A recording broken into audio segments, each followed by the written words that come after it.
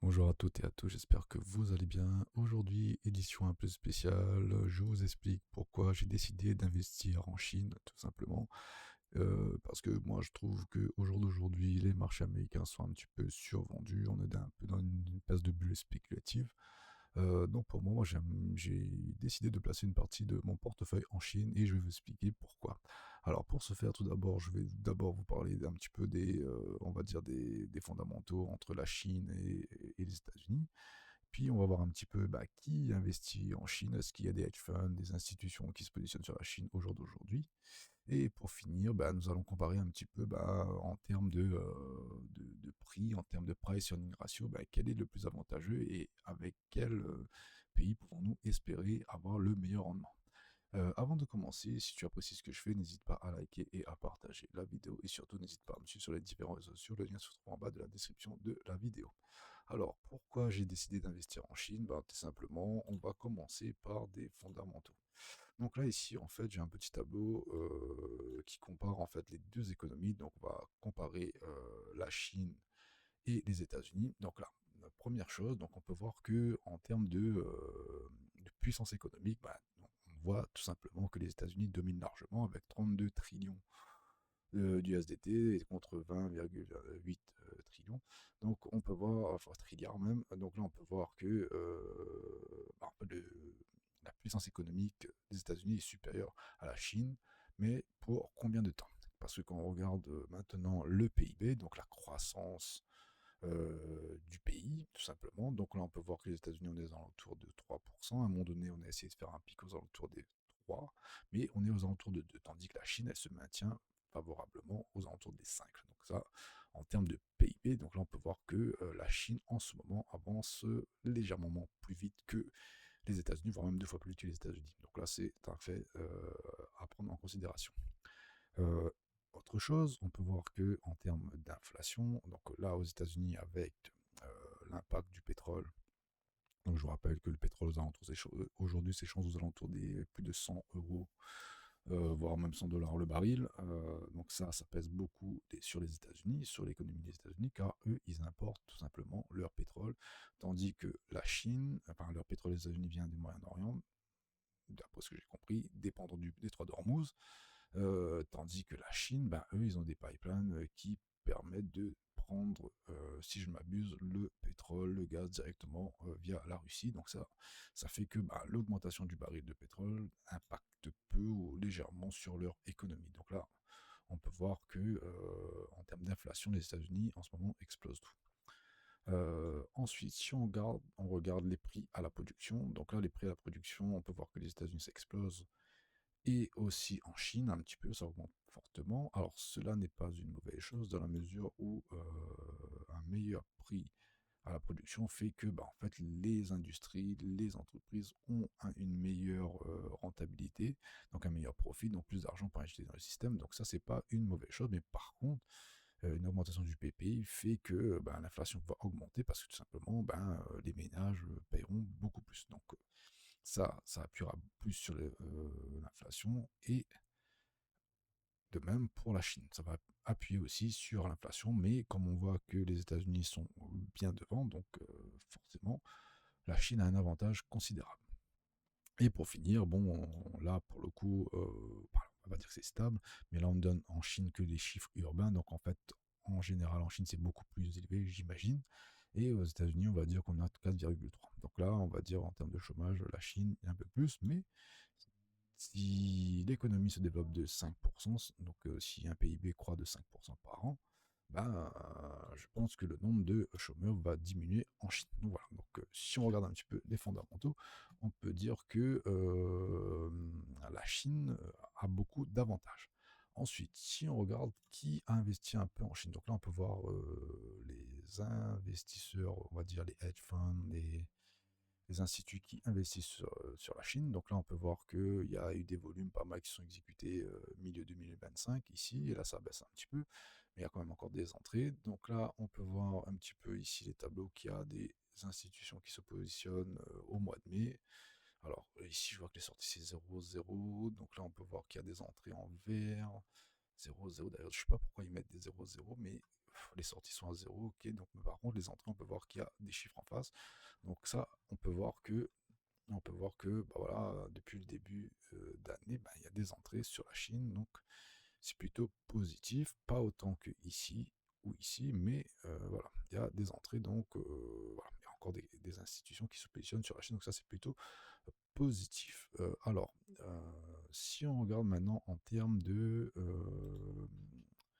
comment dire, de prix d'entrée, de prix d'achat et de rendement. Qu'est-ce qu'on peut dire par rapport aux États-Unis? Donc là, si on compare un petit peu, alors là, j'ai décidé de partir sur un ETF Chine, hein. Donc ici, là, ici, de BlackRock, hein, ici qui est indiqué, MCI China A. Donc là, je vais regarder un petit peu bon, bien sûr, 99% Asie, hein, ça c'est normal. Je vais regarder un petit peu les entreprises qui composent le ETF China. Donc là, si je regarde un petit peu les fondamentaux et je les compare à ceux des Amériques. Donc là, si on regarde un petit peu, donc là on peut voir qu'on est aux alentours des 24 fois les bénéfices, on a une marge aux alentours de 16%, une dette qui n'existe quasiment pas.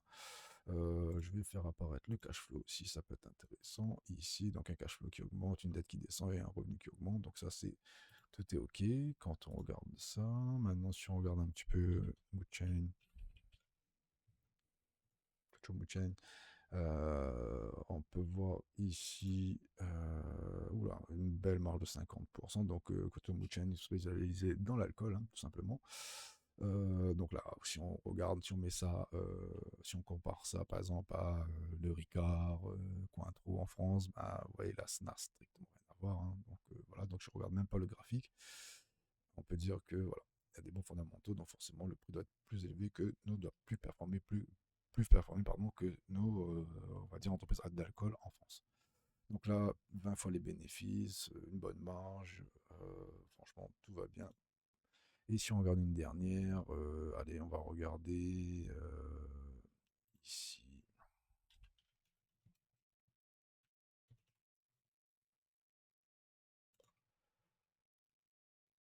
Hop, non, les données ne fonctionnent pas. Qu'est-ce qui se passe? Donc, on va regarder un autre.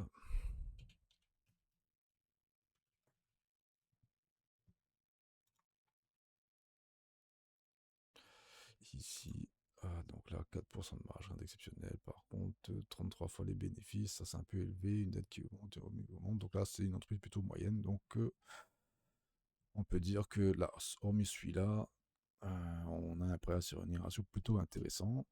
Alors, on va regarder un dernier pour la route.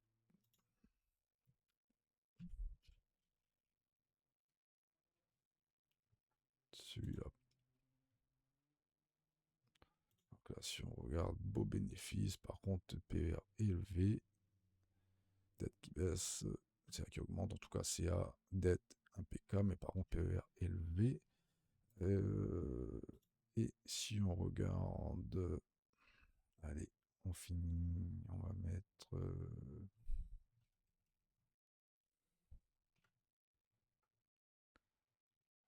tout ici. Donc là, cette fois, les bénéfices. Donc, ouais, donc on a eu deux exceptions sur la liste des 10 que j'ai regardé, on va dire, qui ont des PER élevés, mais de manière générale, on a des PER aux alentours de 20, 10, 20. Donc voilà. Maintenant, si on compare ça, donc là, on va dire que acheter en Chine, c'est moins cher, entre guillemets. Maintenant, si on compare ça à un ETF américain, et qu'on regarde un petit peu, bon, déjà, je pense qu'en Amérique, on a Nvidia déjà, comme en tête de peau.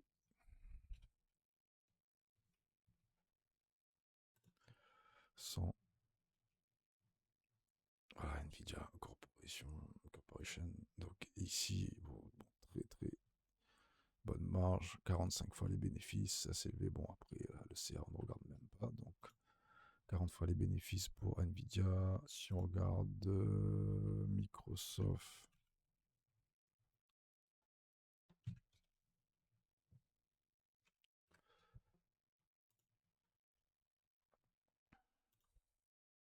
25 fois les bénéfices, donc ça va. Apple, par exemple, Bon, tout ça, je regarde même pas parce que c'est des très très bonnes entreprises, hein. Donc là, Apple, on va toucher ça à du 20, non, du 36. Donc voilà, on avait une action chinoise à peu près du même style. Si on regarde un petit peu, allez, on va regarder Tesla, Meta, allez, Meta.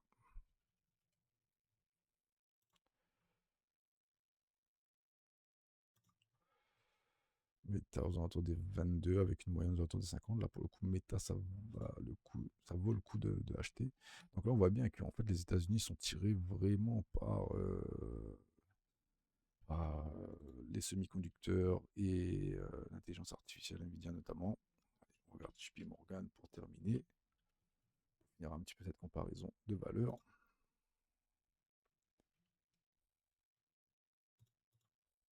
Attention à les bénéfices.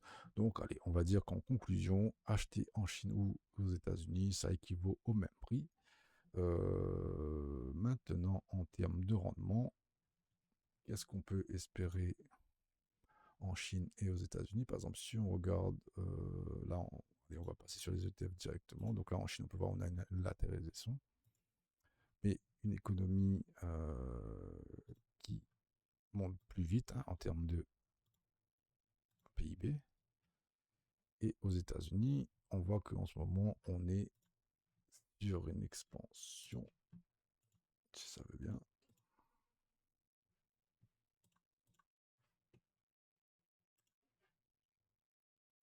Donc ici, attendez, je vais vous mettre ça comme ceci. Donc voilà, donc là, ici, on peut voir les États-Unis, ici, la Chine. Donc là, on peut voir que la Chine, malgré son PIB qui est assez fort, son inflation faible, etc., etc., bah, le momentum n'est pas pareil que les États-Unis. On peut voir qu'ici, en 2023, on a marqué un bottom. En 2023, on était ici. Donc il y a un peu plus de chemin qui a été parcouru. Donc là, le momentum aux États-Unis est un peu plus fort, mais à un moment donné, moi je pense que ça va, on va dire, le momentum américain va se ralentir et que à un moment donné, je pense que la Chine va prendre un petit peu le relais dans le futur parce que tout simplement il y a des deals entre l'Amérique et les Chinois, donc forcément ça va ouvrir un petit peu l'exportation chinoise, donc ça sera plutôt pas mal pour le business, on va dire ça comme ça. Et du côté américain, bah, en fait, on va continuer un petit peu à suivre un petit peu ce momentum avec des corrections, je pense. Et à un moment donné, je pense que ça va s'étaler un petit peu. Et à un moment donné aussi, je pense que le marché américain va faire un petit bear market à un moment donné. On ne peut pas monter comme ça de manière continuelle. Donc, je pense qu'à un moment donné, ça va se ralentir. Maintenant, si on regarde ici euh, sur la Chine, donc là, on peut voir que au niveau chinois, on est en zone de rechargement de short. Donc là, si le TF chinois veut, le marché chinois, pardon, veut repartir un petit peu à la baisse, c'est là qu'il va le faire. Mais par contre, s'il veut continuer à monter, c'est là aussi qu'il va le faire. Donc là, on est sur un point décisif. Euh, Contrairement au marché américain ici, où là, on est déjà sur des expansions. Donc là, ici, si je prends ce mouvement-là et je trace une expansion,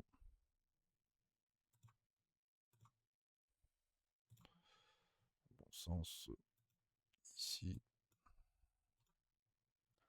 on peut voir que voilà, on commence à taquiner l'extension, chiffre d'or, bientôt les deux fois l'extension de cette extension-là. Tandis que bah, là, ici, en Chine, on est plutôt bon, voilà, dans une espèce de consolidation. Et on est venu chercher les plus bas, on repart au plus haut. Donc, espérons que ce mouvement se conclue par une extension et qui pourrait amener un peu plus de momentum que aux États-Unis, parce que là, les États-Unis sont déjà sur une expansion, une deuxième expansion, voire même une troisième ici, donc trois expansions. Et ici, on n'a pas encore fait d'expansion, en sachant que le marché chinois est beaucoup plus dynamique. Donc voilà, j'ai pas plus de choses à rajouter. Je vais vous expliquer les raisons pourquoi j'allais investir une partie de mon capital en Chine. J'espère que ça vous a plu. N'hésitez pas à vous abonner, à liker. Et je vous souhaite une excellente semaine de trading. Ciao, bye.